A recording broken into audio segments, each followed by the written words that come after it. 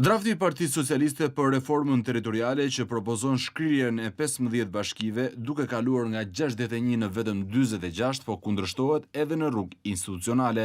Bashkia Rogozhin ishte e para që kundërshtoi draftin duke votuar unanimisht në Këshillin Bashkiak kundër shkrirjes me Bashkinë Kavaj. Një lëvizje e ngjashme është ndjekur gjatë 2 ditëve të fundit edhe nga Bashkia Këlcyr, ku këshilltarët e të gjitha partive votuan një zëri kundër shkrirjes me Bashkinë Përmet. Po ashtu edhe këshilltarët bashkiak të Klosit votuan kundër bashkimit me Mathin. Ndërkohë në Bashkinë Dimal është njoftuar një mbledhje e Këshillit Bashkiak ku do të diskutohet çështja e shkrirjes së kësaj njësie me Bashkinë Berat dhe Poliçan. Sa kaq në disa bashki të tjera si në Divjak, Patos, Memaliaj dhe Fusharrës kanë qenë vetë kryebashkiakët e këtyre qyteteve, të cilët kanë dalë kundër reformës dhe shkrirjes së njësive që drejtojnë. Në pothuajse çdo bashki ka pasur protesta ku më masivet janë regjistruar në Poliçan, Dimal dhe Selenic, me shumë banorë të cilët kanë kundërshtruar draftin e propozuar nga Partia Socialiste.